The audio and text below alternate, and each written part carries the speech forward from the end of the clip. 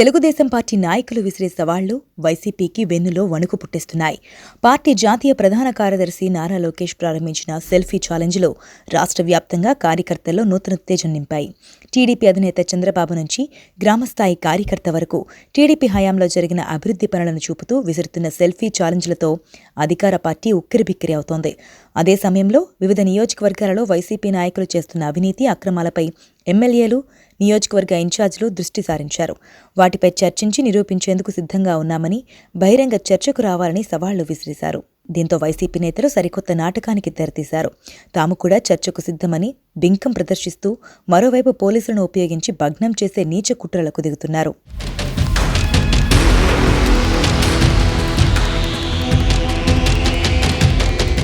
TDP జాతీయ ప్రధాన కార్యదర్శి నారా లోకేష్ యువగళం పాదయాత్రలో భాగంగా ఉమ్మడి చిత్తూరు, అనంతపురం జిల్లాలోని నియోజకవర్గాలలో అక్కడి మంత్రులు, ఎమ్మెల్యేల అవినీతిపై చర్చకు రావాల్సిందిగా సవాల్ విసిరారు.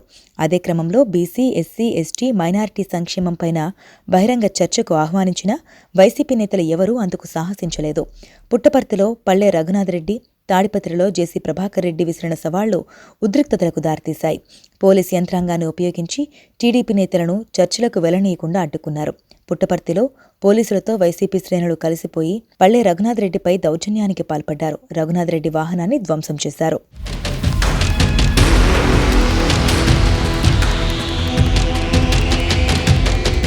ఆంధ్రప్రదేశ్ వ్యాప్తంగా పలు నియోజకవర్గాలలో ఇదే విధమైన సంఘటనలు చోటు చేసుకున్నాయి.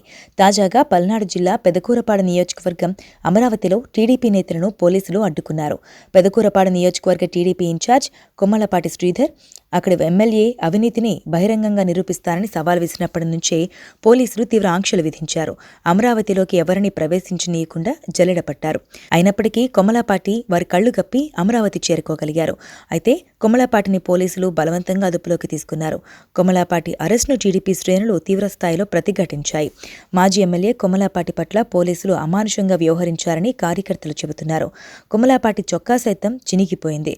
ఒక బస్సులో కొమ్మలపాటిని తీసుకెళ్లారు. కొమ్మలపాటిని దాదాపు 7 గంటల పాటు వివిధ పోలీస్ స్టేషన్లకు తిప్పి అనంతరం గుంటూరులోని ఆయన గృహం వద్ద విడిచి వెళ్లారు. ఈ ఘటన టీడీపీ శ్రేణులను దిగ్భ్రాంతికి గురిచేసింది. టీడీపీ నేతలు ఒకవైపు సెల్ఫీ ఛాలెంజ్లు, మరోవైపు బహిరంగ చర్చలకు సవాళ్లు విసురుతుంటే వైసీపీ నాయకులు ఆత్మరక్షణలో పడ్డారు. టీడీపీ సవాళ్లకు వైసీపీలో జవాబు చెప్పేవారే లేకుండా పోయారు.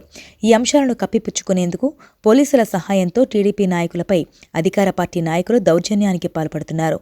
4 ఏళ్ల జగన్ పాలనలో జగన్ ప్రభుత్వం చేసిన ఒక్క అభివృద్ధి కార్యక్రమం లేకపోవడం, అవినీతి అక్రమాల విషయంలో సమర్థించుకునే అవకాశం కనిపించడం లేదు. టీడీపీ నేతల సవాళ్లకు స్పందించలేని దయనీయ స్థితిలో వైసీపీ నేతలు ఉన్నారన్న వాదన వినిపిస్తోంది.